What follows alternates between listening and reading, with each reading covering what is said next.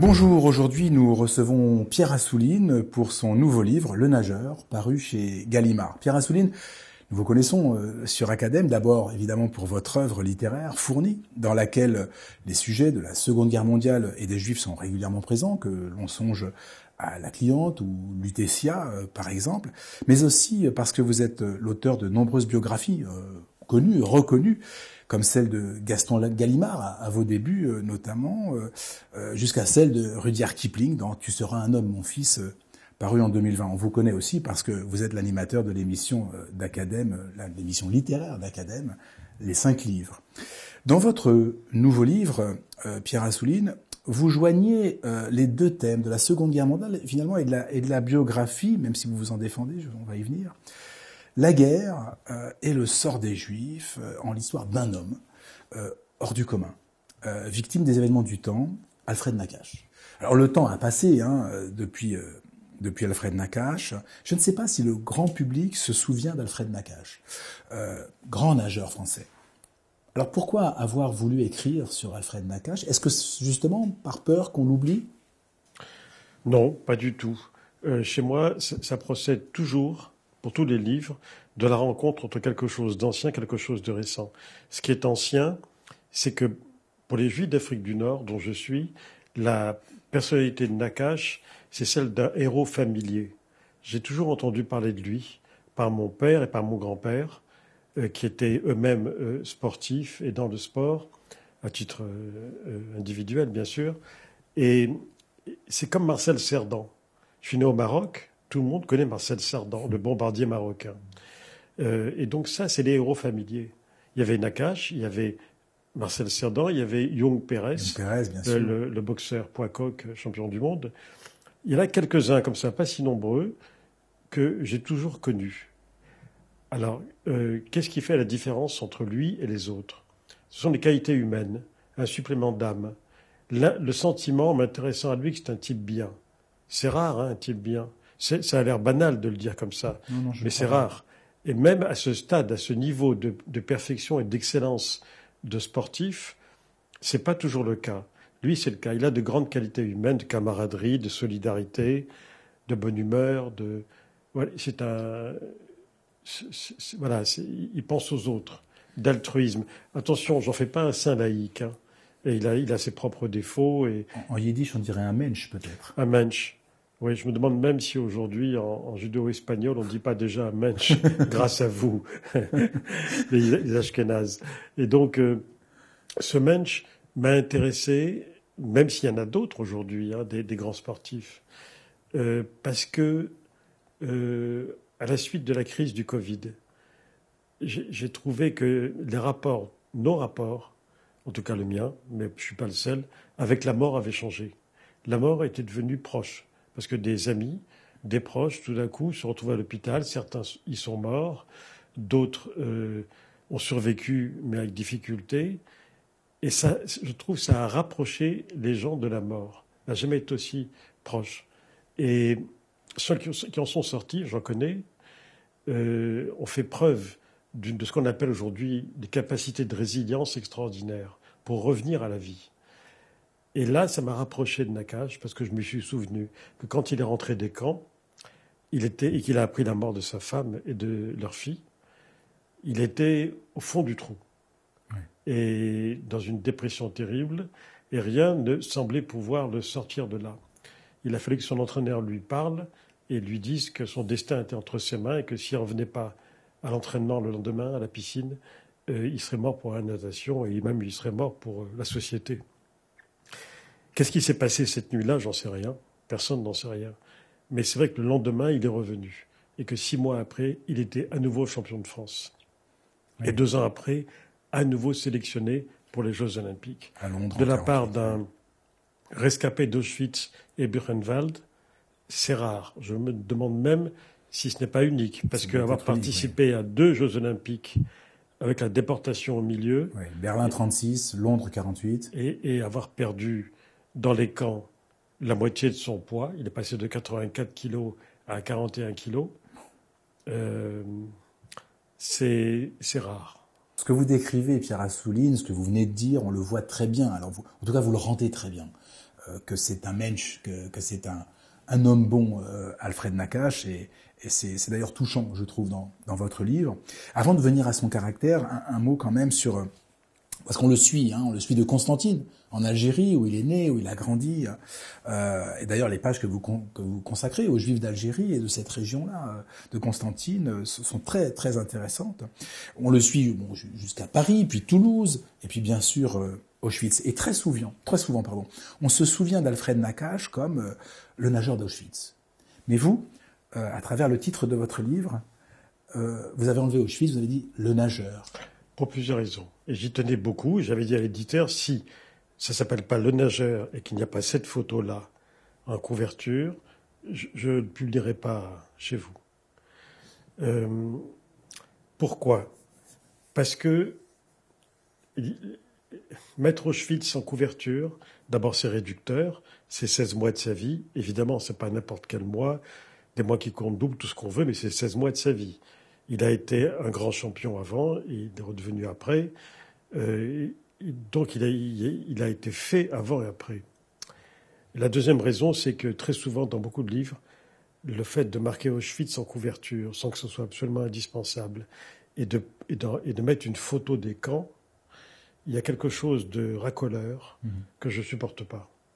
Et c'est la raison pour laquelle je voulais qu'on le montre, soit en train de nager, soit dans une piscine. Mais le nageur, pour moi, c'est ça. C'est l'homme qui est dans la piscine, qui a un sourire éclatant et qui félicite l'adversaire qu'il vient de battre et qu'il le console. Ça, c'est les qualités humaines d'un sportif de haut niveau. Et c'est ce que je voulais faire passer dans la couverture. Donc, c'est le nageur tout court. Alors, dans votre livre, on découvre ce personnage d'Alfred Nakache, au caractère trempé, décidé, peut-être parfois même un peu dur, et en même temps sensible et très touchant. Peut-être que je me suis demandé moi ce qui avait fait de lui ce qu'il était. Est-ce que selon vous, ça peut être lié à son histoire personnelle et notamment à son enfance en Algérie ? La singularité des Juifs d'Algérie, c'est qu'ils sont français. Bien sûr. Depuis le décret Crémieux de 1870. Et cette qualité de français fait que, par exemple, le père d'Alfred Nakache a élevé ses enfants dans un double registre. D'abord, le respect des traditions, ce que disait Lévinas, recevoir, célébrer, transmettre. Et Dieu sait qu'il l'a transmis, une famille de 11 enfants. Et donc les fêtes étaient importantes, le Shabbat était important. Mais c'était Constantine. Constantine, c'est une ville assez enclavée, avec des ponts, des passerelles, des ravins, des gorges. C'est une ville où les Juifs ont parlé arabe jusqu'à la fin, jusqu'à leur grand départ, dans les années 60, au moment de la guerre d'Algérie et de l'assassinat de Cheikh Raymond Léris. Mais ils parlaient naturellement l'arabe à la maison et le français, bien sûr. Mais la langue était importante, cette langue arabe. Donc ils étaient incrustés là avec la conscience de l'être depuis l'exil, après la destruction du Second Temple, au moins. En tout cas, d'être là avant les Français, ça va de soi, oui. Mais avant les Arabes, bien sûr. Et en même temps que les Berbères. Donc cette conscience-là fait qu'ils étaient extrêmement attachés. Et d'autre part, leur père leur a transmis aussi le respect des principes républicains. La République française, c'est quelque chose, ce sont des valeurs sur lesquelles on ne transige pas. Et ça, au-delà de la sensibilité, quelque chose de personnel finalement.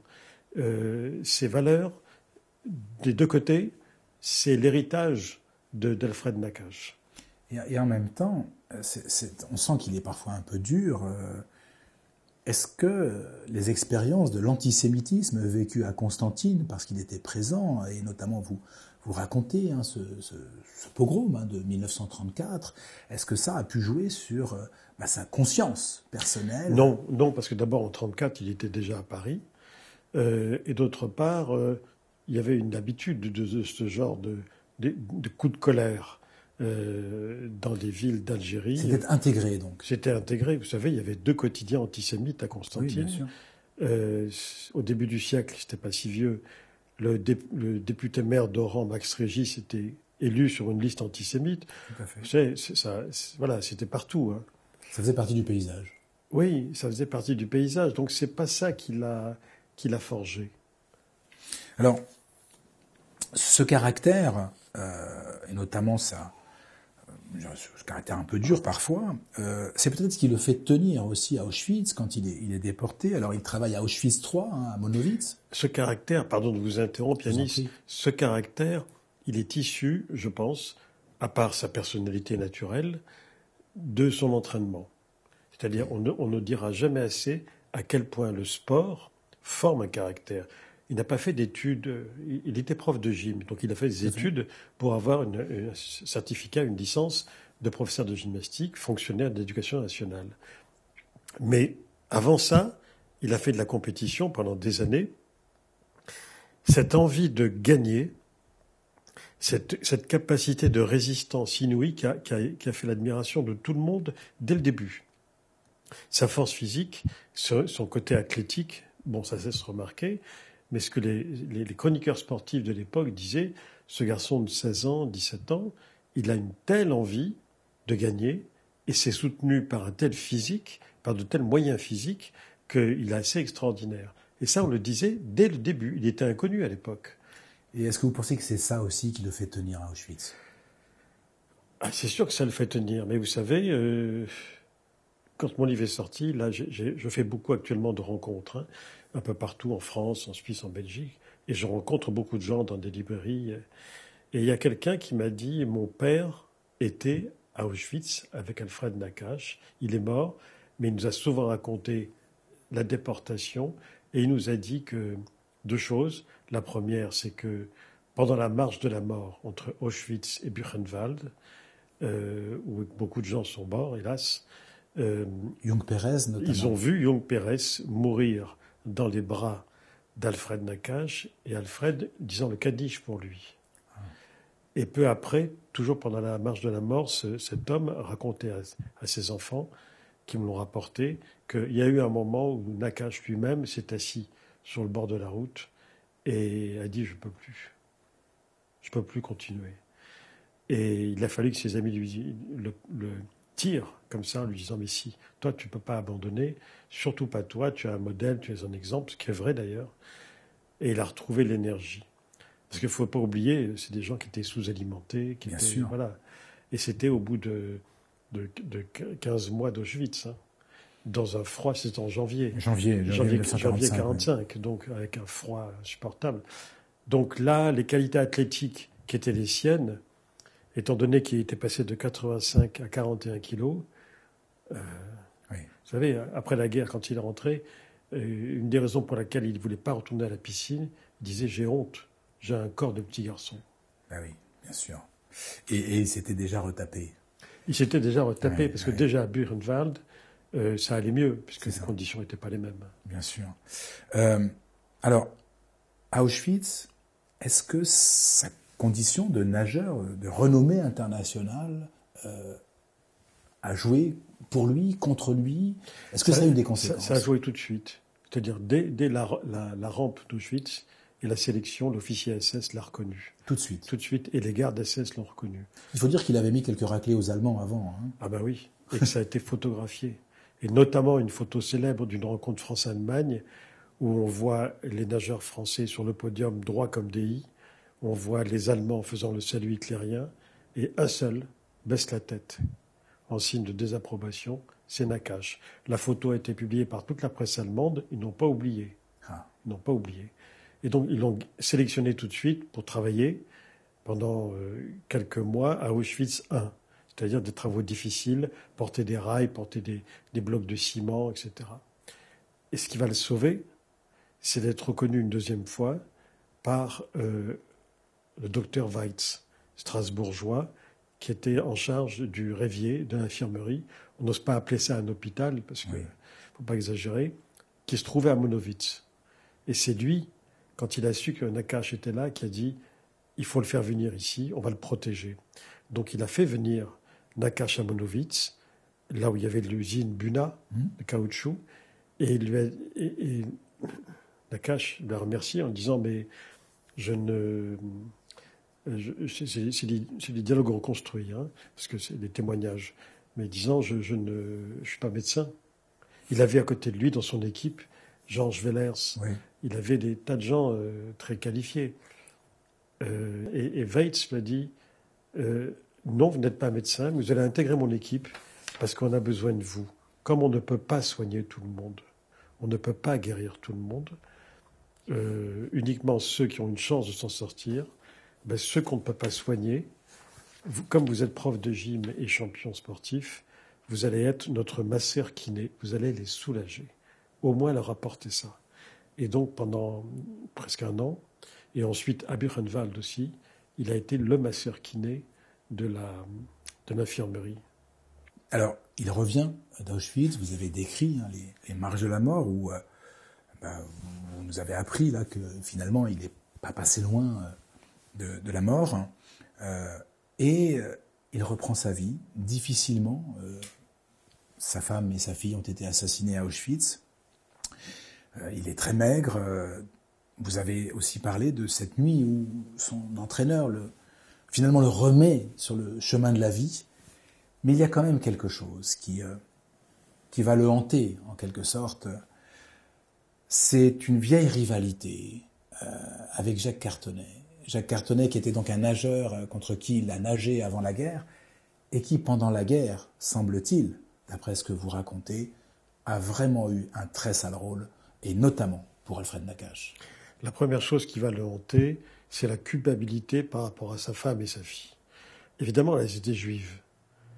Sa femme était née Elbaz, Paul Elbaz, de Constantine, son ami d'enfance.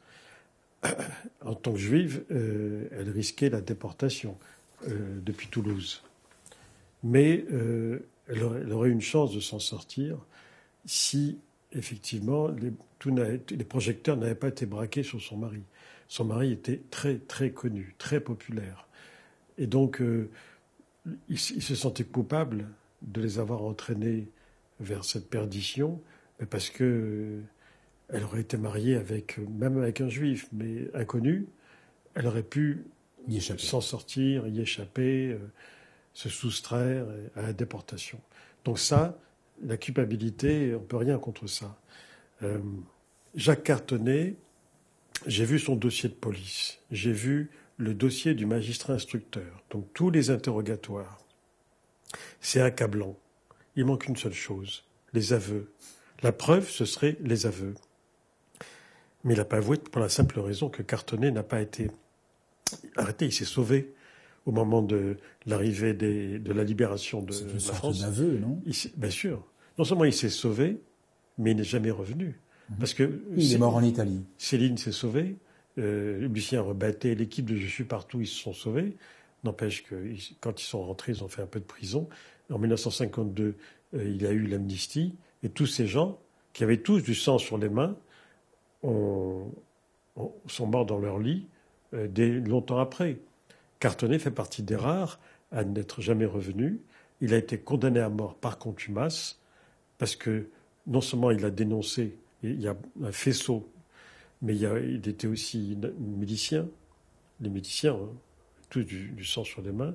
Il a participé à la spoliation des magasins juifs de Toulouse et des entreprises juives de Toulouse. Tout ça est documenté. Tous les noms des magasins sont dans mon livre. Et enfin, il était un indicateur de la Gestapo à Toulouse. Il y a même son numéro d'enregistrement, que je reproduis, je crois, en tant qu'indique. Donc participant à des rafles, à des exactions. Déjà ça suffisait à la... Nakache, qui était son rival avant-guerre et qui l'a battu plusieurs fois, ne pouvait pas échapper à sa dénonciation. Alors, ce qui a été dénoncé, parce que, si vous voulez, les gens vont dire, enfin, Nakache, tout le monde savait qu'il était juif. Non seulement tout le monde savait qu'il était juif, mais tout le monde savait où il habitait, à Toulouse. Donc, la dénonciation. Ce qui a été dénoncé, c'est que Nakache, clandestinement, aidait la résistance française, et il aidait la résistance juive.